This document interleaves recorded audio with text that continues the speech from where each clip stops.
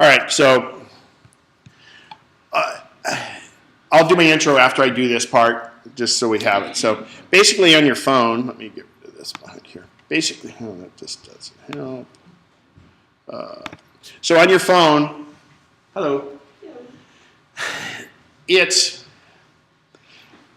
based on antennas. And I mean, if you think about it, the cellular network is pretty incredible what it can do. I was just listening to a podcast this morning while I was in the shower, and they talk about the early days of the phone and the guy who invented the first mobile phone for Motorola and how it had a 20-minute battery life. And the interview was of Vin Cerf, the guy who basically invented the internet. And Vin Cerf was talking about it. He said, yeah, the joke back then was the phone weighed 20 pounds. The phone weighed so much that a 20-minute battery life didn't matter because you could never hold it up that long because it was so damn heavy. And if you think, years beyond that, they had the Michael Douglas from Wall Street, that bigger phone. But everything was based on antennas. And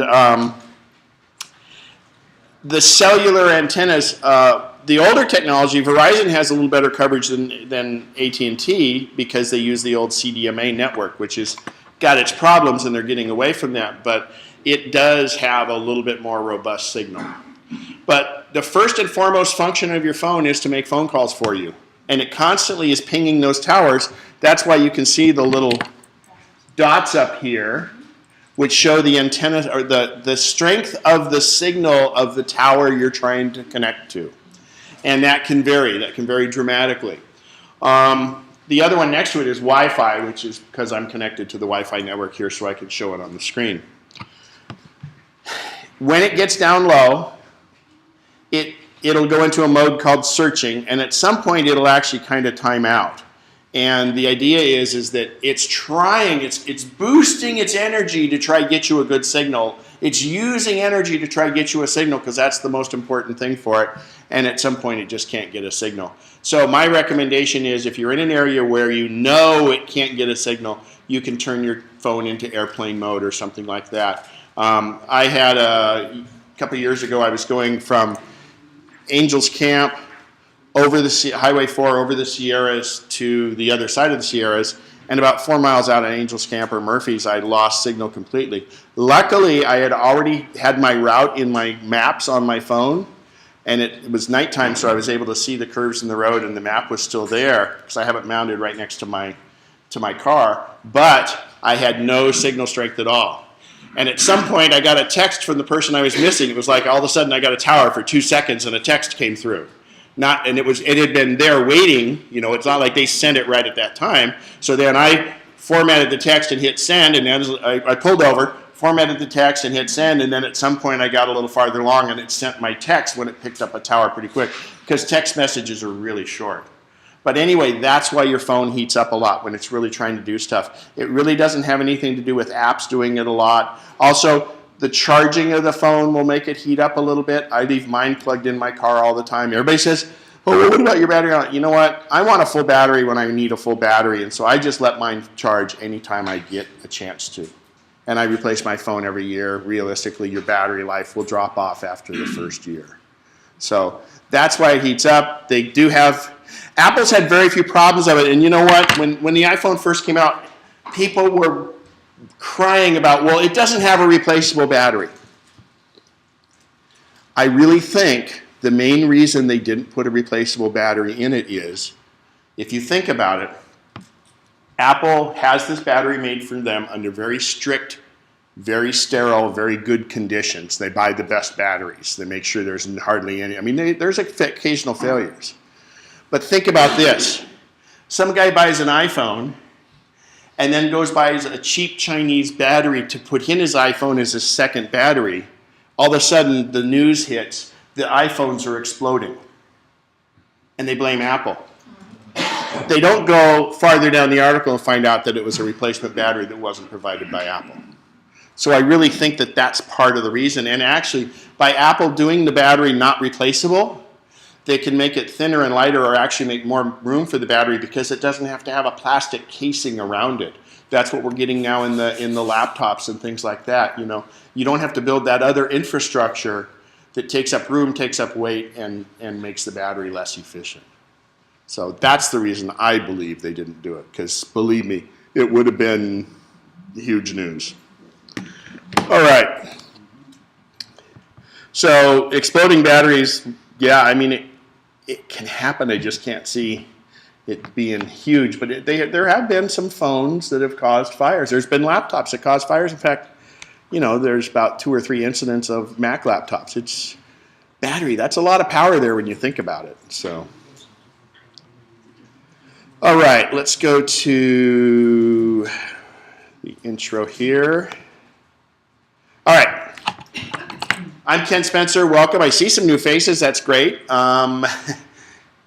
It's about passwords. I can tell right now. Okay, who is here because they've had trouble with passwords?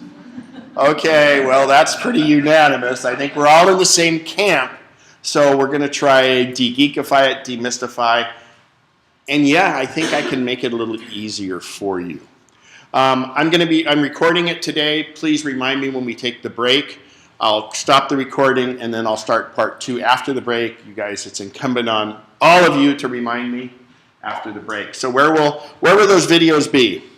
You go to kenspencer.com. It's pretty original. It's a little wimpy website that I've had that thing up there forever.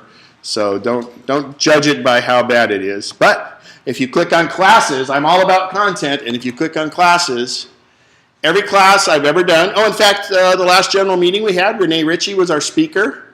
He allowed me to record it, so I have that recorded up there.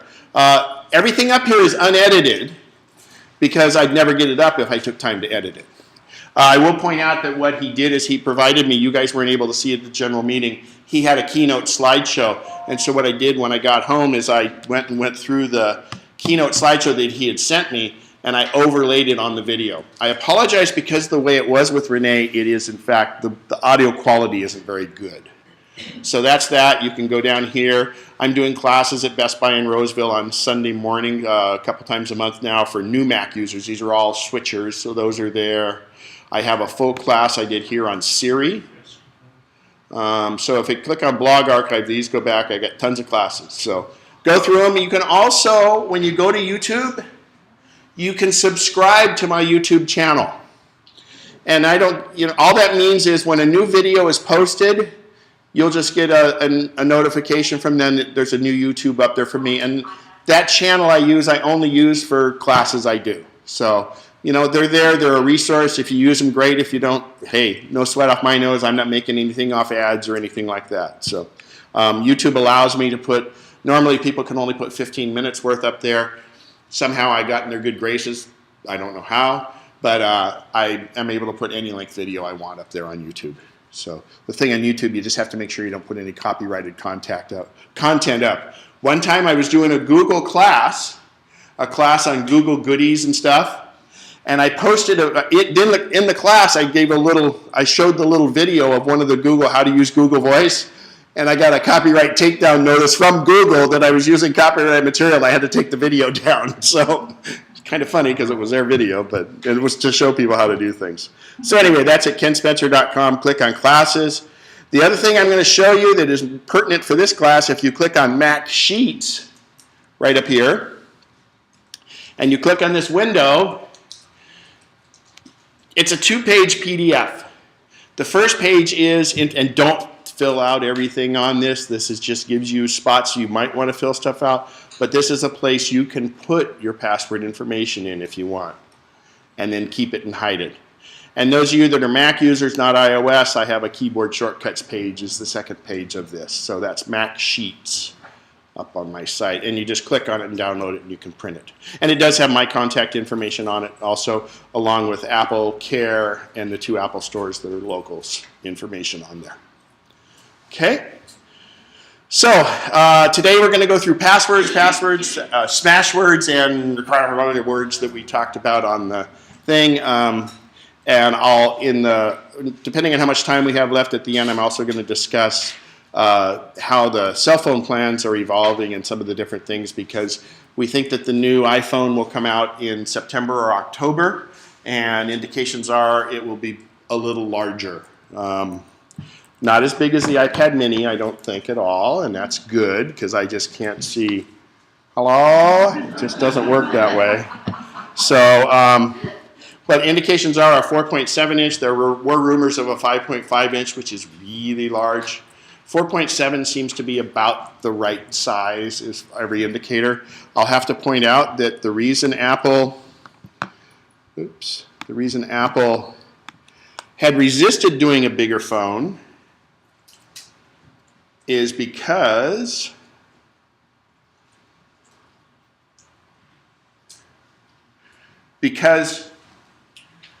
the phone, they did a lot, Apple is all in how you use the stuff, how it works.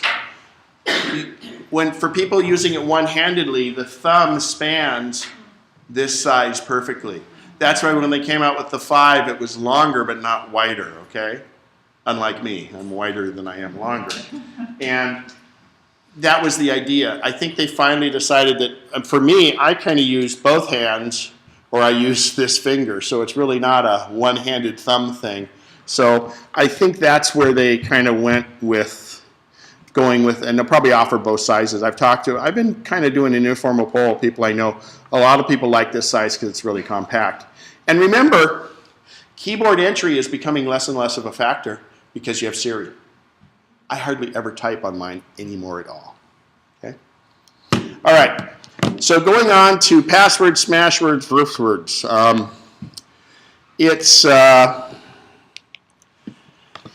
It's not getting any better. It's not getting any easier. And, oh, actually, while we're on an iPhone, I'm sorry. Someone pointed me to an app that I've had on my phone for a long time that I used for the first time. It's $1.99, and it's called Pro HDR. This was a sunset that with my big Canon camera, it didn't look anything like this. And I quickly did this. I didn't manipulate this at all. This is how the Pro HDR app worked right from my iPhone on a sunset, right out by the Kiefer dump. So that was one night, and then 2 nights before that, this one was out by the Douglas test stand. So it really just does a pretty good job. All right. Oops. Passwords, they're necessary. Security and passwords and security in general is a balance between convenience and security. I'm going to try expose you to the full spectrum, and it's your decision to go wherever you want on that spectrum. I personally go more towards the convenience end. Whether you go that way or not, I'm not going to tell you what to do. I'm just going to expose you to both of them. And I think I've come up with a solution that provides plenty of security with great convenience. And I've been using it for a while. It works pretty well. Let's talk about the future. You're in the near future not going to have to enter any passwords at all. That's why Apple has put in biometrics, where I have a fingerprint reader in here, where I can authorize my iTunes purchases. I can unlock my phone by simply holding any one of 5 fingers onto it that I do it. Now, 5 different fingers can be used. I do 4 of mine and I leave 1 blank. But let's say I'm trekking in the Himalayas. Not likely to happen. I will be going to Machu Picchu, I hope. So let's say I'm going to Machu Picchu, and I have a compatriot with me, and for some reason I want them, if something happens to me, to be able to get into my phone. I can authorize either temporarily or permanently another fingerprint on this. And it's a permanent fingerprint. It's permanently in there until you erase it, but the person has to be alive. They couldn't take my cold, dead finger and put it on there and do it, because like I would care anyway. But if they need to find out where they want to ship my body, they have to get into here. So it's a little morbid, but it's a real life situation. So anyway, you can authorize those people. I would have to be able to get into it first and then authorize that other fingerprint in there, or as a number of fingerprints. And for right now, Apple Apple always goes into things very safely and deliberately and takes their time to make sure things are right, because when you're the biggest, you've got the biggest target on your back also. So they want to be careful with this, and they so far have not allowed other applications to use the fingerprint reader. I think as they develop this, and it's amazingly accurate. It was not much more than a year ago, Apple acquired the fingerprint reading company that they put this technology in here, and they rolled it into the phone in less than a year. I thought it was going to be a whole nother year. I thought it would come out in the next iteration of the phone. It's very accurate. Unlike Samsung, who copied Apple and says, let's put a fingerprint reader on the back of ours, and you run your fingerprint, you slide your fingerprint over it. Well, it's already been hacked. Okay, so it's not safe. Apple's is very safe. And it's also sequestered inside the phone in a place that only that phone can access it. If you were to disassemble this phone and put another phone together and put the same fingerprint reader in and everything, it would not work because it's specifically tied to that. It's virtually unhackable. Okay? So it's very secure, and they want to be sure of that. If you have too much moisture, if you have a lot of scarring on a finger, that's why it's always good. And you still have your passcode you can do. Let's say, you're in a, like for instance, if I'm in a situation, I was wearing some work gloves one day and I needed to get into my phone, I can use a stylus and still type in my passcode if I want. I don't have to use my fingerprint reader. The fingerprint reader is there for convenience and to lock down security. I think very soon, I'd say within a year, Apple will roll it out so when you go to Amazon.com or somewhere else, instead of entering a password, your password will be stored securely in Keychain, which we'll talk about, and you simply hold your thumb or one of your four fingers that you've done on that, and that'll enter your password and accept it for you. Now, that doesn't sound like that big a deal until going forward, you realize that Apple has, because of iTunes, more credit cards than any company in the world. Now, you've never heard of a breach, but what the thing is there, this becomes an instrument to do transactions. It's not inconceivable you can't buy gas with your iPhone. Okay? We already know you can buy virtually anything in the world from Amazon, except gas. They probably do it by the bucket, but anyway. So it can become a huge e-commerce device, and having that convenience, but more importantly, having it be secure. And that's part of the reason that brought up this whole password thing, was this heartbleed and all these other things. If I'm not having to enter a password, they can't intercept my password either, can they? So it's kind of like if you live in a gated community and you have one of those little cards you hold up to the thing to open the gate, or at work or something. You have that card to open up that gate. Those cards are not easily hacked. But all of these places have the little code you can enter in, and everybody gives everybody the gate code, right? And that becomes not very secure. It defeats that security. Well, it's kind of that same way with passwords is. If you have the fingerprint reader, that's as secure as it gets. Go ahead, Carl. Is that also going to work with the Magic Pad and all of that? No, it won't work with the Magic Trackpad. You'll have to have a specific fingerprint reader on it. Now, this has a sapphire crystal on it. The home button has changed because, believe it or not, it doesn't look like it, but it's transparent. And it reads I think it uses infrared if I'm not mistaken, but it reads the fingerprint. But I envision in the future that it'll be underlying on the screen, and you won't actually have a home button, because as they want to make this phone bigger and bigger but still keep it small, I think we may eventually get rid of our home button. And then therefore, if you could do over the screen, if it can be transparent from underneath. They use sapphire in this. That was a kind of a test thing Apple did. It's a sapphire crystal, which expensive watches have sapphire crystals that are very scratch resistant. Apple acquired a huge sapphire manufacturing facility in Arizona, and rumors are that they have just started shipping some of the first stuff out of the sapphire factory to China for manufacturing of the iPhone 6. Sapphire it's pretty amazing. But also remember, we're going forward to wearables is where the thing we think is going. Let's pretend it's a watch for right now that's coming. Can you imagine? First of all, a phone call comes in and you can just look at your watch and see who it is. Tap your watch and it answers to Bluetooth. And remember, with all this Siri, I could activate Siri from the watch and send an email and things like that. So I think maybe even the fingerprint reader could come to that. And it comes into this whole thing called trusted devices. Because of Bluetooth, you can make this actually be your if your phone is nearby your computer, it can be the password that unlocks your computer for you if you've told the computer and the phone to trust each other. Well, but that's only for Apple's touch devices, right? But the Bluetooth trust thing doesn't have to have the touch device to do it. It's a password. That's a password issue. So this just eliminates the password.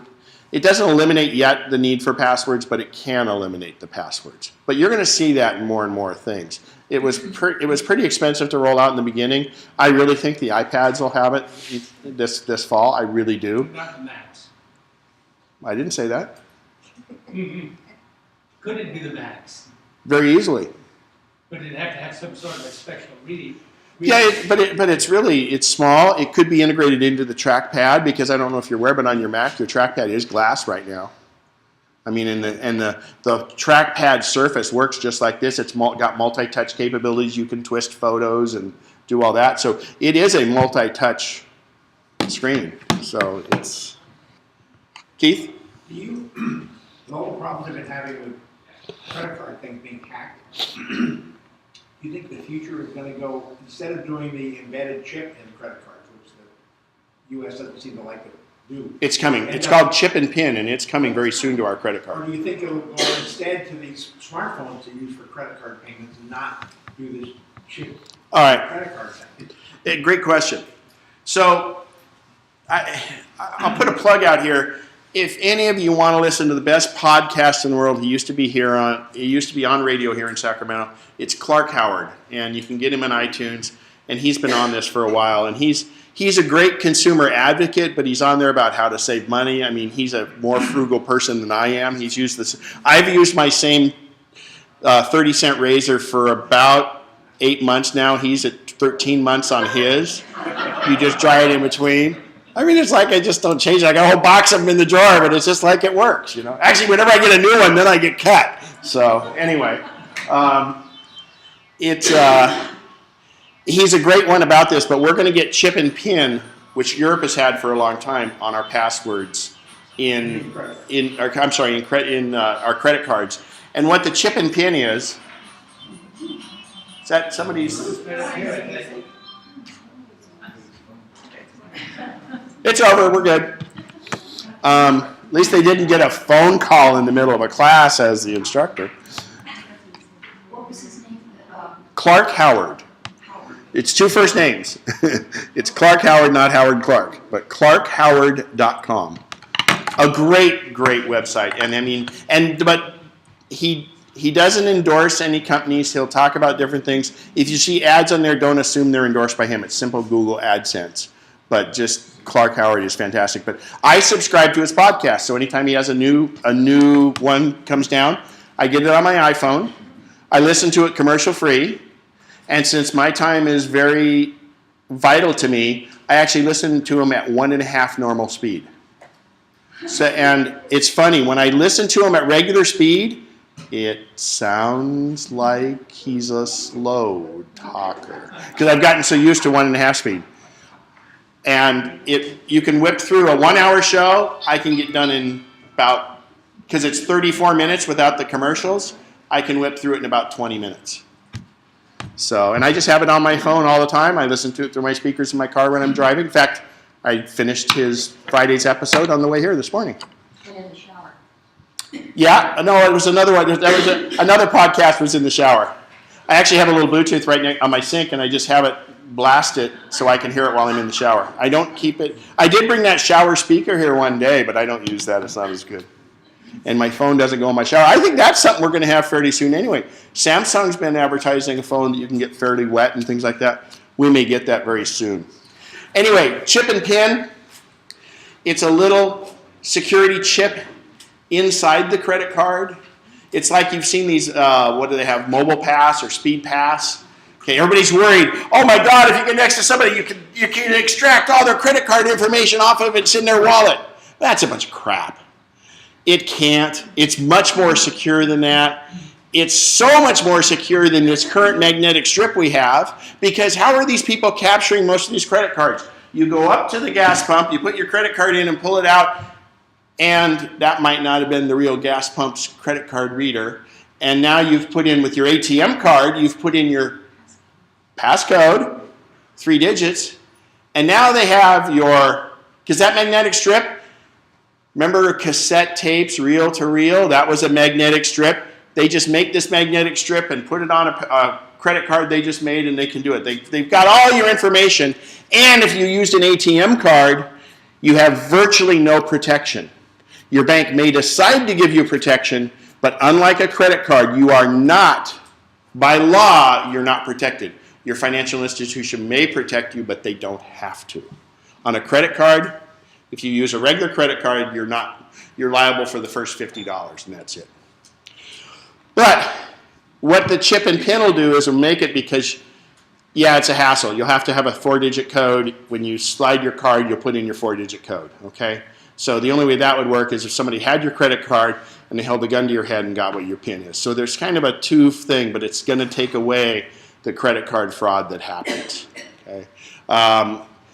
Everybody's worried about online with their credit card. You're 100 times more likely to have your credit card compromised at a restaurant or somewhere else than online, because you physically don't have your credit card with you, okay? But that brings up another point. So what about when we go to Amazon and we want to use our credit card? The more secure, so this whole thing with Apple and passwords, and I'll get into this probably in the second hour. I can tell my Apple device to store my credit card number for me. Okay? But Ken, that's pretty dangerous, isn't it? I'd rather have my machine store my credit card, and when I go, and I'm not going to pick on Pizza Hut, I just use them as an example. If I go to pizzahut.com and I want to have a delivery to my house, and they say we need your credit card, and I enter my credit card at Pizza Hut, and they want a username, which would be my email address, and I enter all that in there, and my pizza comes to my door in, 15 seconds, or 15 minutes or less, whatever the heck it is. Amazon still doesn't deliver pizzas. I'm sure they will in the future. They have stored my credit card at pizzahut.com. I would assume that pizzahut.com servers are not as robustly protected as Amazon and Google and Apple. So where am I at risk? I'm at risk not of my credit card going over the internet. I'm at risk of Pizza Hut getting compromised by the delivery driver who didn't get tipped enough on the last person and went in and he knows about IT and hacked in and got your credit card information off of their database. So, whenever you have the opportunity, don't have them save your credit card. I usually select PayPal. I'd rather have them have my PayPal than do it. I buy all my Southwest tickets using PayPal because then they don't have to store my credit card. But now with Mavericks and the new iOS 7, I can have when I go to a site, if I'm at Pizza Hut and it says fill in your password, the device senses that it's asking for a credit, I meant credit card, not password. It's asking for your credit card. It says, oh, and I have 2 credit cards on file. It says, do you want to use this credit card or enter your own? And I say, use this one. And then I tell Pizza Hut to not save my credit card information. So 2 things have happened. My credit card only shows up at the last 4 digits of the credit card I want to use. So if someone's looking over my shoulder, they see 5526, but they don't know the rest of my credit card number. And This is where the PC people would really like it. There's programs on there where they can do what's called key logging and see what you type in. Well, if you just click that credit card, they never see you type in the credit card number. So this is where Apple's going with this stuff. It's not talked about a lot because it's dirty and ugly and it just happens, but it really is good. And obviously, if there's a problem with this kind of stuff, we wouldn't all be here today. So the passwords are the same thing. Apple has the ability to create passwords for you, very robust passwords, and it'll remember them for you. I'm not convinced that's the way to go. So bringing this all back around, because credit cards, fingerprints, passwords are all kind of the same thing. We're asking it to open sesame, essentially, and we need to go there. So,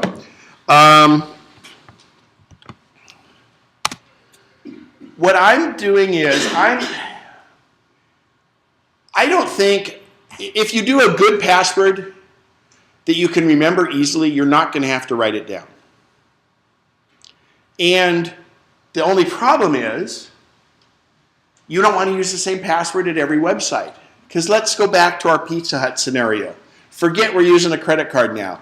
When we go to pizzahut.com and they say we need your email address to create your username, so you put in your email address, and then they say, well, you need to create a password.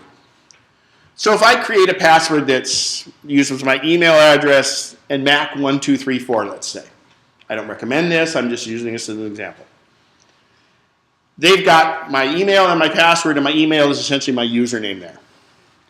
So again, the delivery driver that says, well, you know what, I'm going to see what I can, he's, young teenager full of vim and vigor, and he says, I'm going to see how many passwords and usernames I can get. So he goes into the database, and he is able to extract your email address and your password. Now, what happens if that password is the same password you use at that email address? Any ideas? He has the keys to the kingdom.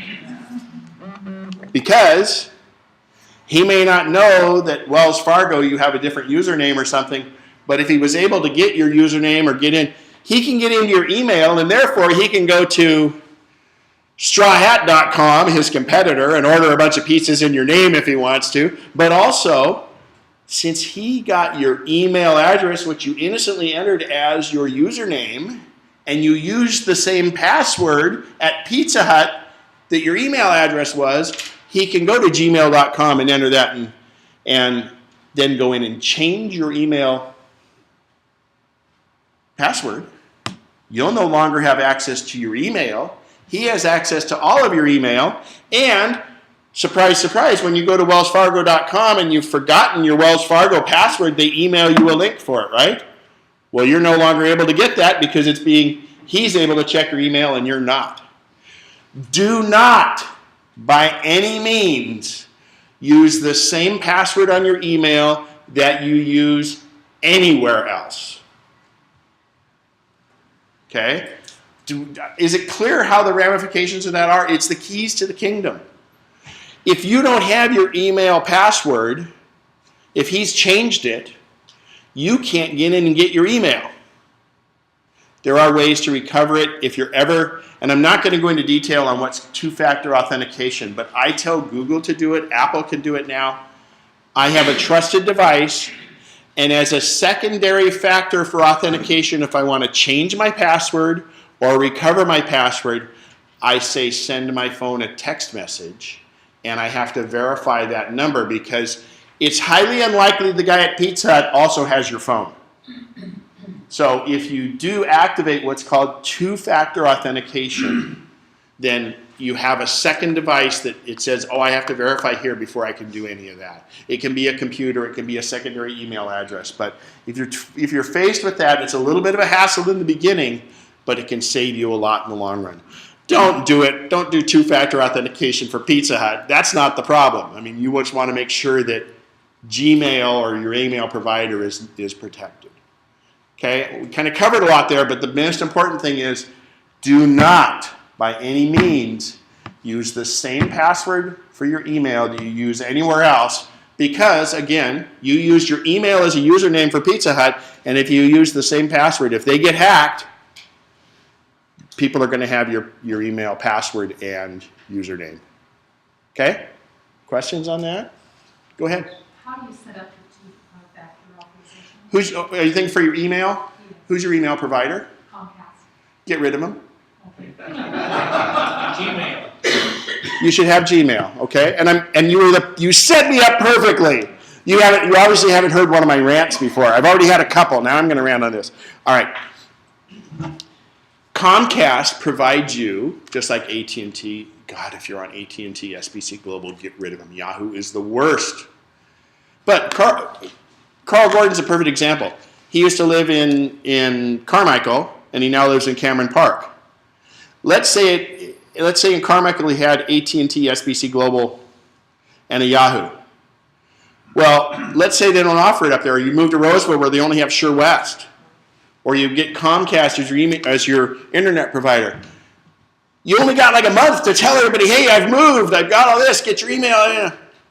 You're a slave to that provider. They're providing you internet access, and of course we know how friendly Comcast is to customers, and they're giving you that email address because that's how internet service providers, that's the only way we used to get email. There wasn't Gmail. A long time ago there was Hotmail, and that was about it, then Yahoo, etc. I highly recommend not changing, but adding Gmail as an email address to yourself and start using it. And then as you send mail to your friends, they'll see you're using Gmail. They will update your address book. And if at some point you decide to leave Comcast, it's less traumatic. This happened in the old days of AOL. I know a ton of people that kept paying $28 a month even though they've got their own internet provider now and they're totally done with AOL, but they didn't want to lose their AOL email address. Anybody here still paying for AOL? You don't have to. They'll let you keep your email address for free, which I think was the stupidest business decision ever made by anybody because the majority of people stay on AOL. They were paying AOL to keep their email address. I have to say, though, AOL does have very good mail, and they will let you continue using it for free. So that's not AOL service I'm not really enamored with, but it was a great training ground. Hey, I was on it in the beginning, too. Never had a problem with AOL. Yeah, it's good, but I hate that you have to pay for it. But you don't use them for your internet, right? You just use it. But you can keep your AOL address. But you know what? If it's working for you, let's not rock the boat. I'm not one to change for change. You know, there's other carriers like Mail instead of Gmail. I mean, there's all different free ones now. What do you think of any of Usually you get what you pay for. Free. Anyway, Gmail's the best. And that's free. That's free. So the other ones, why aren't they? Like mail.com, you mean? No, like Mail. I've seen it at mail.com. Or Yeah. There's some, my feeling is, well, first of all, we're talking security and passwords. But the other consideration we have is spam. We all love spam. We wouldn't get as many people here if this was a class about spam because we all hate spam. And first of all, I got to say, don't take it personal. We all get that letter about how to make this thing bigger. Obviously, I need the letters about how to make certain things smaller. But anyway, it's just like getting junk mail in your mailbox. It's going to happen. Don't take it personal. The little blue pill, get rid of toenail fungus, whatever the heck it is. It's out there to everybody, but that's spam. But Gmail, because they're the largest mail provider, has the best filter for that spam. Because if it sees 30,000 emails coming through that says, you got somebody we're looking for? No. Okay. I'm just counting. If it's got if 30,000 things about a certain subject go through, they pretty much assume it's spam, and they'll put it right in the spam folder in Gmail, okay? Unfortunately, when you have a good spam filter, they might over-filter, and you might get false positives in there. So you have to check your spam filter every so often and tell it to unlearn somebody if it is. But that's not too bad. That's pretty painless. But in your case, if you were to get rid of Comcast and go to Gmail, you can still get your Comcast, but just migrate over, and then at some point you can decide, well, I'll just let all my junk mail go to Comcast because that's the only ones I don't care about. And you don't have to get rid of it. Just start using Gmail. And for Gmail, I have three different main Gmail accounts I use. One is my one that I call, it's a throwaway account. You go to Pizza Hut and you enter it. And I made a short one, and it's nosken@gmail.com. No spam ken@gmail.com. And I enter that, and that's my throwaway. I don't use that for anything critical, but it turns out I'm using it more than any of my others. And ironically, I get less spam on it than I do on any of my other accounts. But I have another one, kenspencer@gmail.com. I was a very early adopter. Gmail used to have to get invites to, and I practically sold my soul to get the original invite. Gmail was weird. When it rolled out, they wanted to roll it out slowly so the servers didn't get overloaded. So if you got on, you would get to invite 5 other people. So I invited 4 people and kept one invite for me. So I kind of had this pyramid scheme within myself to get enough accounts. But they finally rolled it out pretty well, and I'll tell you, it's been great. And have multiple accounts. Have one that you consider a throwaway account, one you consider very sacred, and then I have one account that I use for storage. Because you have a huge mailbox in Gmail, up to 15 gigabytes of storage, so you can be somewhat like a hoarder on email. And I send my PDFs of my taxes there. I send any Excel spreadsheets I want to save, anything like that. Before we had the cloud, I emailed it to myself, and I just store it on that Gmail account. Keith? I'm very surprised, I mean, this is an Apple organization, that you are promoting using Google. We're not an Apple organization. No, but you're promoting that as opposed to an Apple email account or something. I'm just surprised at that, that's all. Because Apple and Google don't like each other. Doesn't mean I have to not like them. No, okay. No, it's a great point. So, yes, Apple has free mail. Ask me what I recommend. Gmail. Apple's mail is very good. It's not great. Google's been doing it a long time. I use both of them. In fact, I just gave out my kenspencer@mac.com address. I'm very comfortable with that. But at one time, Steve Jobs gave us free email. That's when I got kenspencer@mac.com. And it was part of iTools. And then it became .Mac, and we had to start paying for it. It wasn't much. It was $20 a year. Then they rolled it out to free again. I don't think they're ever going to make it not free again. But I look at Gmail, and I look at the features and what it can do. Gmail makes their money on search. When you do a web search, and in mail, if you check it online, not in Apple Mail, it's the ads that get served up. That's how they make their money. So inherently, it's important for them to make sure they have the best one out there so everybody uses it. Apple is providing it as a service, and while Apple's is very secure and Google's is very secure, I frankly, this whole NSA thing, Apple, first of all, is, if you want something to be secure and you want to go with somebody that is trying to put the NSA in their place in this, Apple's doing a very good job with theirs. Google is trying to do the same thing, where they're actually, if you have one Gmail if you send something from a Gmail person to another Gmail person, they actually have the ability, and they're working on this, where those two ends are the only ones that can see it. Totally encrypted with no backdoors. They're working on that. I just think Gmail does a better job of mail, and doing mail is no easy task, as we found out with MacNexus, and that's why we decided. And also the forwarding that we do for the MacNexus email addresses only works in Gmail. It didn't work with Apple Mail. So that was a reason we rolled a lot of you that have MacNexus email addresses. That's why we forwarded them to Gmail accounts. Will that ever be discontinued? The MacNexus? Yeah.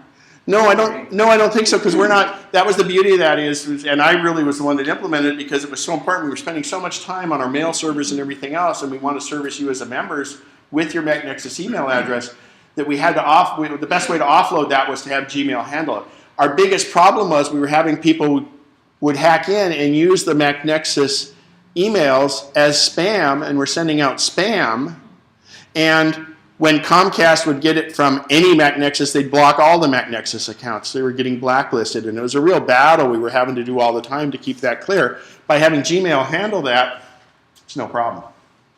So, I mean, and that's why we did it, because we don't, I mean, you know, it's a volunteer-run organization, and just like Apple has all the money in the world, but they can't hire enough people to do the right things because there just aren't enough of those bodies around.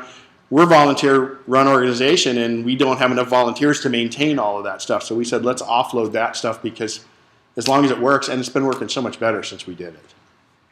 So, question? I'm getting kind of confused here. I do have a I'm surprised. I'm sorry. I'm not surprised. No, I mean not you. It's me. Yeah, no, I do have a Gmail account, Mhm. but I read all my mail with the Apple Mail. Great question. Is Okay. that what you're talking about?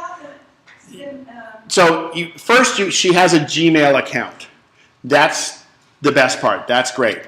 How you read it, you can read it a couple ways. You go to gmail.com and read it in your browser Safari. Okay? That's one way, and it works pretty well. But you have a Mac also, right? Yes. Okay? So on your Mac, you've got the little postage stamp called Mail, Correct. and that's a program that allows you to read your Gmail. And on your iOS device, you have an envelope that you press, and that allows you to read your Gmail. You don't have to use Safari. And what's the difference is, if you go to Safari and look at your Gmail, you're going to see all the ads. Yeah, only if You don't see the ads here, or you don't see ads in Mail. And that works fine. That's what's called an email client. So let's back this away from email, because that kind of confuses the issue. We can go on the internet.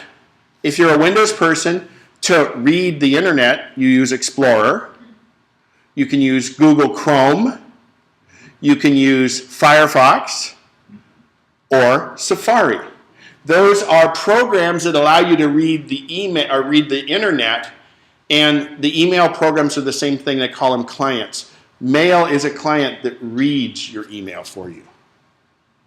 Does that clear it up a little? I understand that, but when you were talking about Oh, Apple has their own iCloud.com, me.com, iCloud.com. Apple offers, I'm Ken Spencer at Mac.com, which is an Apple email. I'm also Ken Spencer at Gmail.com, and the two are totally separate. Okay. One is Gmail, one's Mac. So that's where it gets confusing about, let's call that, see, they call this the Mail app, M-A-I-L, and the other one is Apple-based Mail, which is, right now you get an iCloud.com account.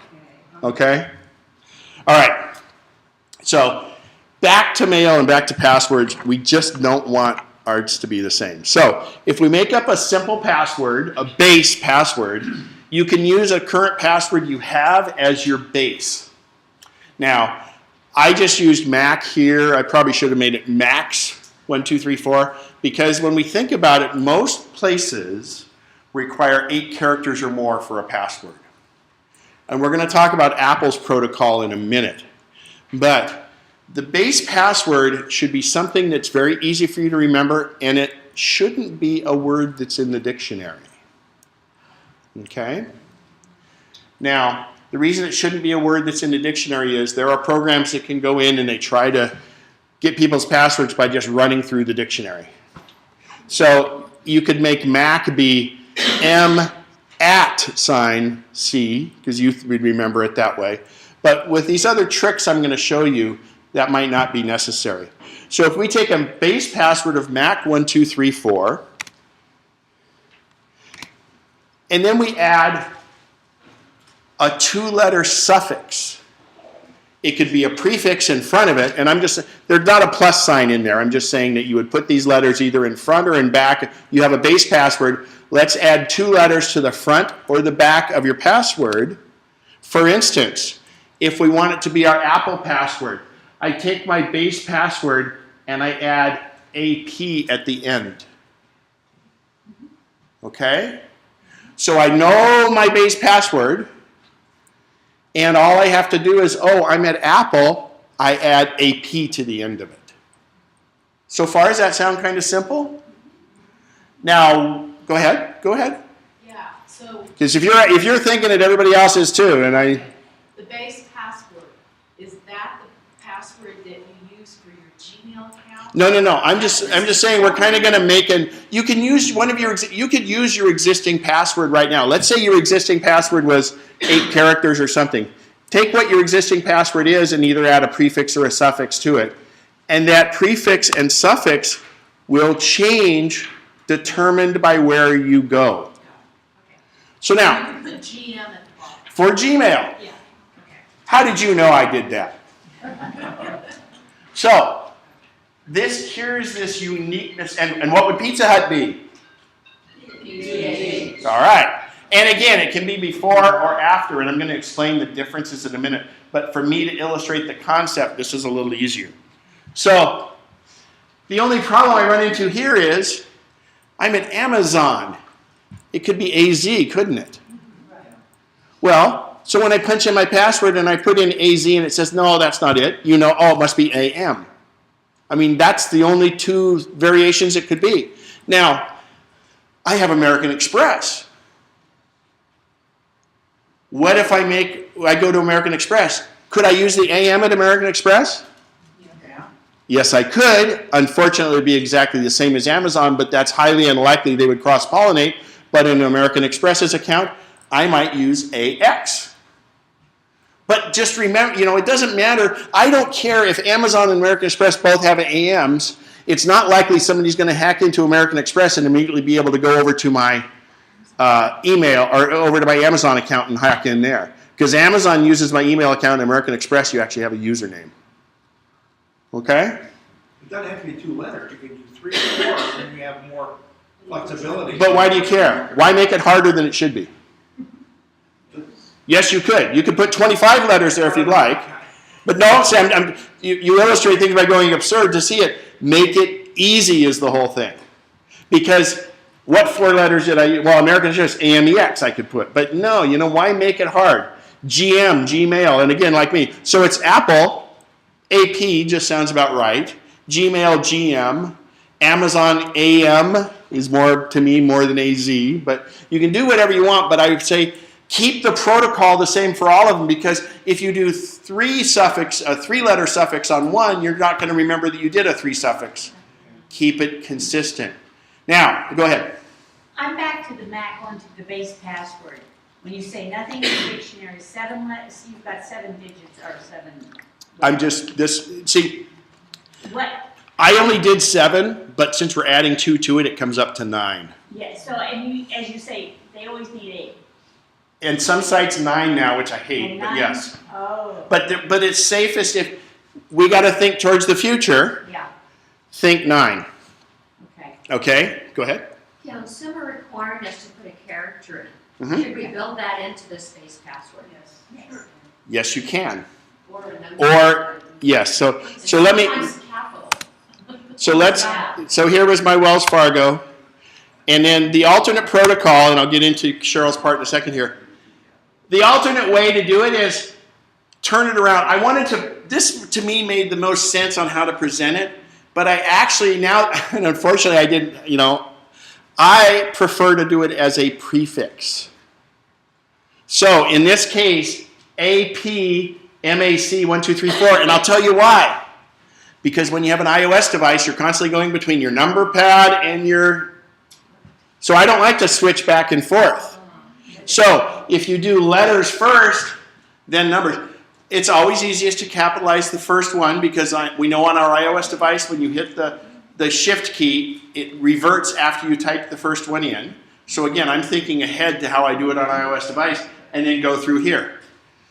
So the suffix becomes a prefix. Does that make sense? Everybody got that? Anybody not? Seriously, I mean, this is once you get it, it's so darn easy.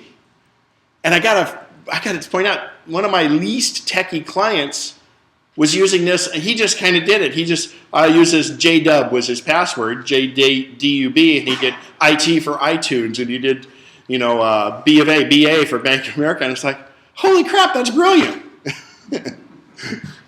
And So, we're accomplishing two different things here.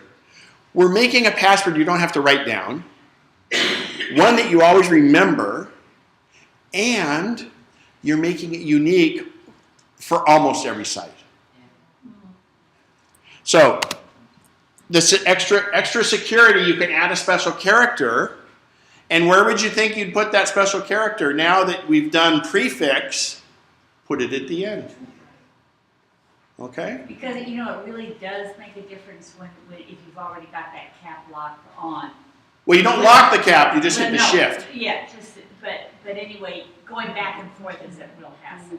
Yeah, so that's why do this, and then once you get done with numbers, in fact, a lot of times on numbers, that special character is on the pick a special character that's on the number pad. Right, yeah.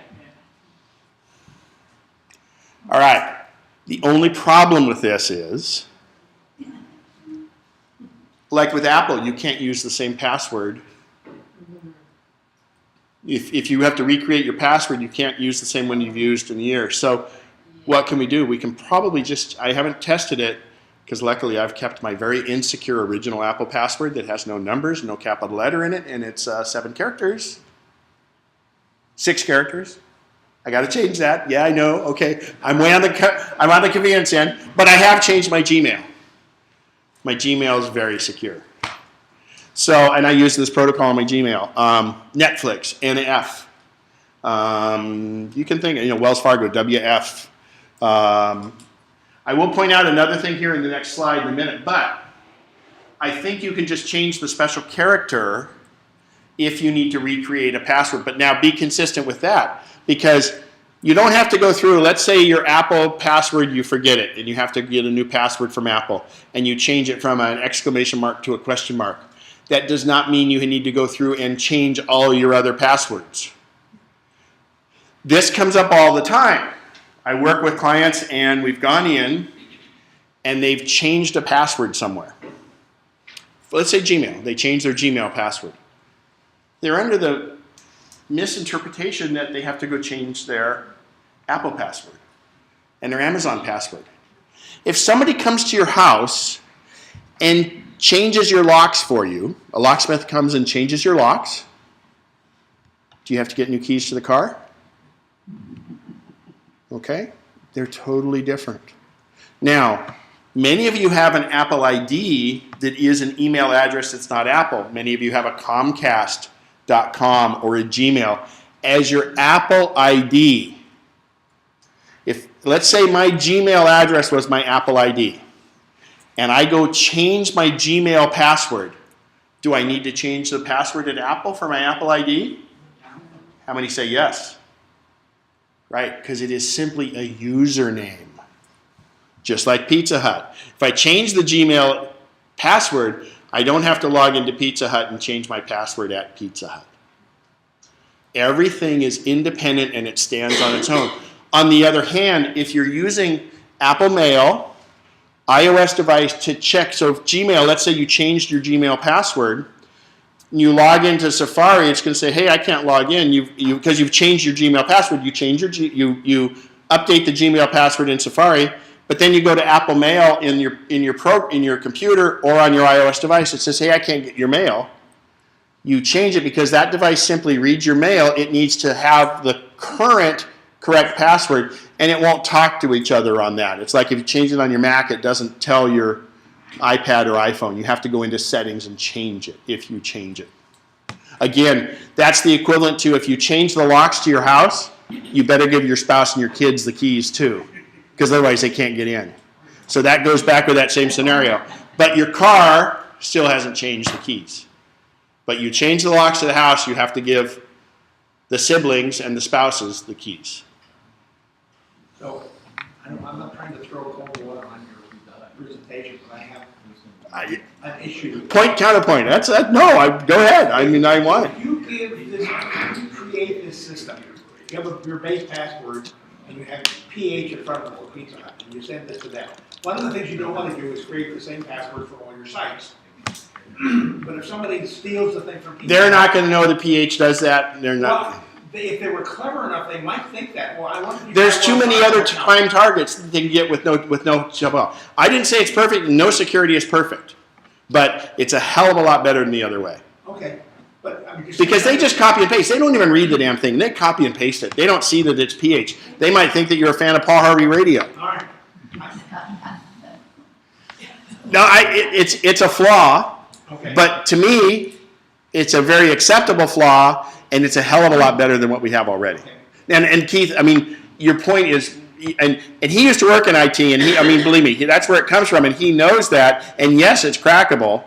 And in a minute, I'm going to show you how to make uncrackable passwords. But that, yes, you're totally correct. But it's highly unlikely that he would know then to go to Gmail and to do the same GM. Or go to BA, see if you can get in your. Yeah, but see, most of your banks don't use your email as your username, so that helps. All right. Go ahead, Mary. Then we'll go back here. What about a program that wants you to change I'm going to talk about that. every 3 months? Just Oh, God. Yeah, she works for an organization that's... Okay, I disagree with that. I think that's lazy IT people, and I think it's stupid. Because what do? You have to write it You down. have to write it down, exactly. And now how secure is that? And you can't. Well, it's secure. The IT guy who lives in his little cubicle like this, well, let's go see if he has any of his passwords written down. And the thing is, though, this protocol may work with that. I know people in that situation where what they do is they use the same password, but then they just change it for the ending or something for different times a year. But some of them don't allow you to do the last 10 to do its close. that you've done. So you could flip-flop your prefix suffixes, different things like that. I'm sorry. The only solution is to do it and write it down. And how stupid is that? You had a question back here first? No? Go. I have been thinking the password for my email is stored where the email is, and I use that same password no matter from which computer I come. Right? And now I listen to you, and I think maybe that's not true, and that password is sitting in the software on my computer, which is Do you use the postage stamp to check your mail? Apple Mail? if I do it on the Apple, yes, and I use the postage stamp. I also have an old Toshiba, and I don't know, does the same password work for both just because I have installed it on one, or is it? If you change it, you'll have to change it on everywhere it is, but the device stores the password. It's the device, it's not the place. It depends. Now, who's your email that we're talking about? Gmail? Or Comcast? Or No, AT&T.net, Yahoo.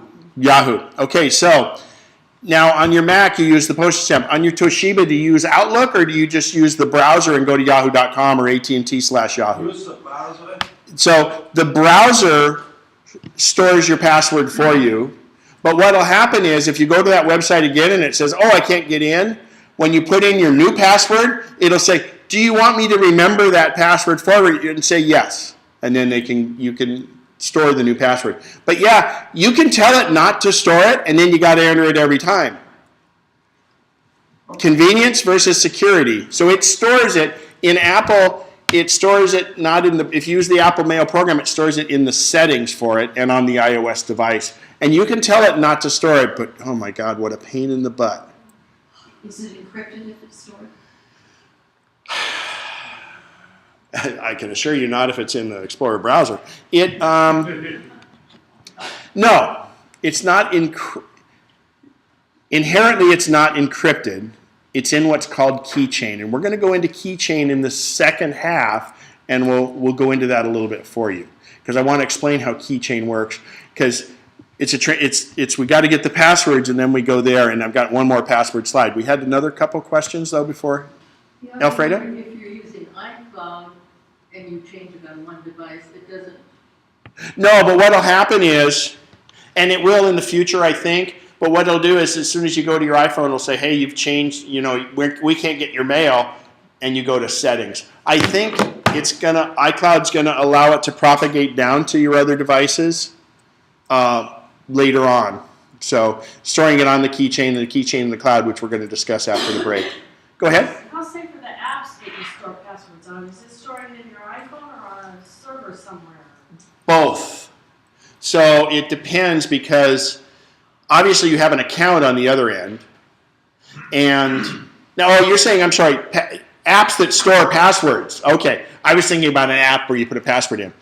We're going to touch on password apps after the break too.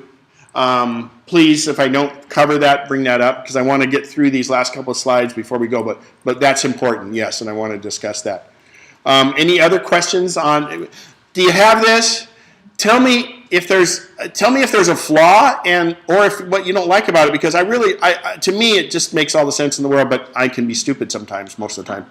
So I'll offer some advice I got from a security, That's this end, yep. yeah, thing that I went to a couple months ago. They also suggested, in addition to not using words from the dictionary, they also suggested don't use words like that you use commonly on your Facebook pages or any of your social media pages. Kids, places you've been, things like that. And those are all words in a.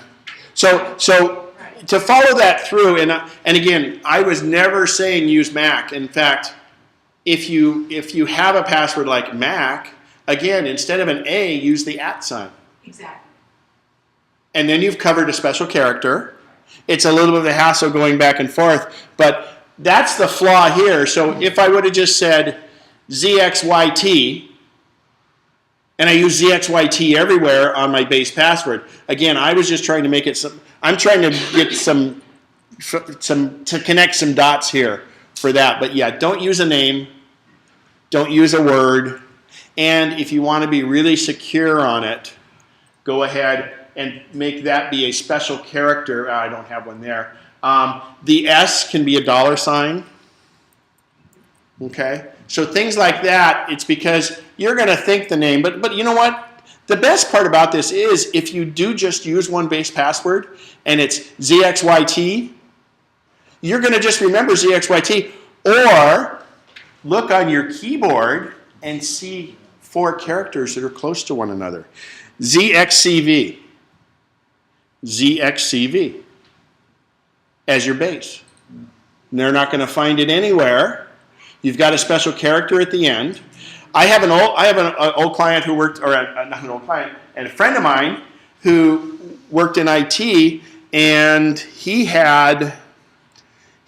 password was when the keyboards had a number pad on this side, he called it Diamond 8, and he would go boom, boom, boom, boom, boom, boom, boom, boom, of the numbers in a 4 like that. But that doesn't work on an iOS device, or now that all our Apple keyboards are shorter, it's really hard for him to go, 4 to whatever the layout is on that. So he's had to kind of change it a bit. But I think that's, you brought up a great point. So let's take the keyboard now, and let's just find 4 characters you like right next to each other on the keyboard as your base password, but then you're consistent with it. Cool. It's evolving. It's getting better all the time. This is what the intellect of the group is better than the intellect of one by many times. From 4444. Okay. The problem with so let's talk about Apple's password protocol, because I think it's kind of the standard one, is 8 characters or more, at least 1 capital letter, at least 1 number, and no character can repeat more than twice in succession. So I couldn't do Mac 3333. My bank website wouldn't let me do 3 in succession. So never more than 2 in succession. So if we think about it, and actually, you could look at your keyboard and you go ZXCV, and then rather than pick either end of the keyboard, go 5432, something like that. So they're all right in a line. But you cannot repeat. Now, the one thing Apple doesn't require, and I think we should if we're going to make this password, is obviously the prefix and the suffix, but add a special character to the Apple one. They don't require that, but other places do. Okay, you're going to get a weird outlier that wants something else. One of my bank ones was that way. AT&T is the worst. Right back here? What do you use for security where ones don't allow special characters? Then just don't put it in, and then you're a little less secure. I mean, most of them are starting to, but that's a great. Her question was, what happens if a site doesn't do a special character? You still have a very secure base password, so you're still fine. And because we're using a unique prefix rather than a suffix, we're using a unique prefix, and this ties right into our ZXCV. You put a prefix on there, then you do your little keyboard thing, and then you do your numbers however you want. Just try not to do more than 2 repeating characters at once, because that's a stopping gap at Apple, not many other places. We had a question up here first, and then back. Go ahead, back there. I just thought the easiest way for me is to think of your first car or your most favorite car, and just say green 64, PD or something like that. Yeah, but green's a little susceptible. Well, What Pete does, and you just use the first 2 letters. good, they're perfect. Yes. Yeah, but remember, you're going to just remember what it is once you've used it a couple times. Your base password is not going to be that difficult. It's 4 letters basically. Yeah, you're right. So that's what I'm saying is these little mnemonic hints that you go up with, you won't have to. My compatriot Pete is hooked on the first letter of each word of the verse of his favorite song. But you know what? And he doesn't change it. He doesn't have the unique passwords for every site. And I think that's wrong. And to me, the part you have to remember, we're going to make very small and very simple. And therefore, you don't have to write it down, and it's not a struggle. You don't have to hum a song to yourself every time you type it in. And you could be green, GRMUS, green Mustang or something. And that's fine. But believe me, once you start using it once, you're going to start remembering where it goes, and your devices will remember it. A couple other questions? Mary? How does this fit in with like an ATM, which doesn't allow letters at all? You just have to have a special... It doesn't fit in with that. And I found that certain ATMs won't let you to do, and I use 1 digit and then I use the second digit 3 times, and some won't let me make that be my thing. So that's, and then some places, well, we can't let you use the last 4 of your social. Well, what the hell? I'm trying, a Chase wouldn't let me use that for my PIN for my car. It's like, God, give me a break. So it's not getting easier. But Keith? So if I think my special password is a German word that has an umlaut in it, so I hit option I wouldn't. And then a U, is that a special character? Well, I don't know, and the problem is, at some of these inputs, it may not be able to take the umlaut. And you know how to do an umlaut easy on your Apple device, right? Yeah. Press and hold the letter. Oh, no, I didn't know how to do that. But I just Tip of the day. Yeah, so let me, let's go to, if I go to my Apple, this is not for just umlauts, this is for anything, umlauts, accents, things like that. Okay, so if I go, I'll do my iOS device first, and I'll go to Notes, let's say, and I'll do a new note. If I press and hold the U, look at that. Oh, wow. Another tip of the day, look at the exclamation mark. If I press and hold, got a quote. Or, I'm sorry, apostrophe. Over here, quote. Okay? You look at your E, got different choices for your E, for your N, like Senor, you press and hold. Same thing applies on the Mac. If I go in to, let's just do text edit. And we'll go new document. If I press and hold the E key, this is on my regular keyboard on my Mac. The U. It depends on what application you're in. No.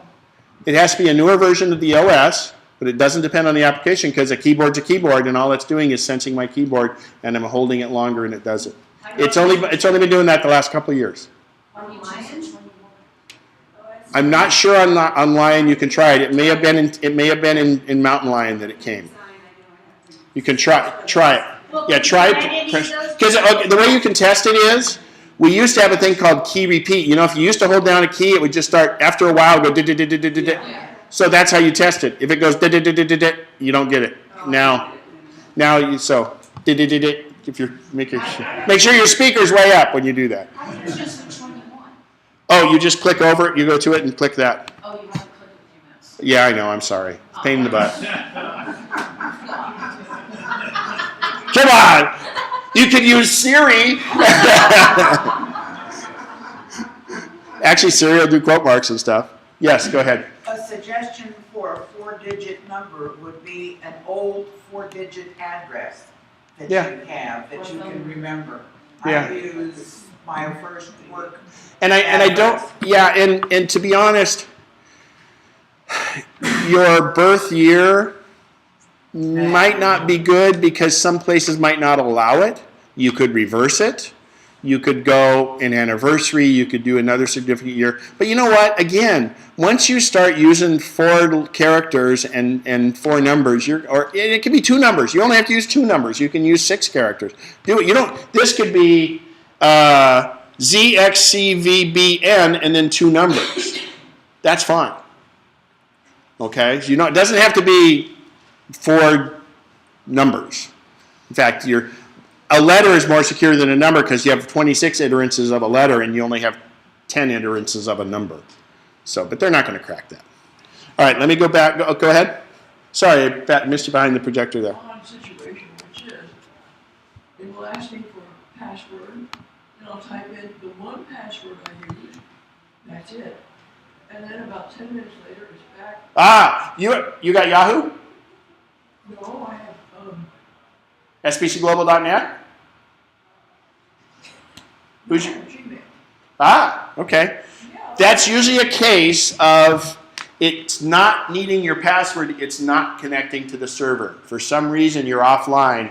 And when that comes up, it's a great question. When that thing comes up and says, hey, you need to enter your password to do this. No, you don't.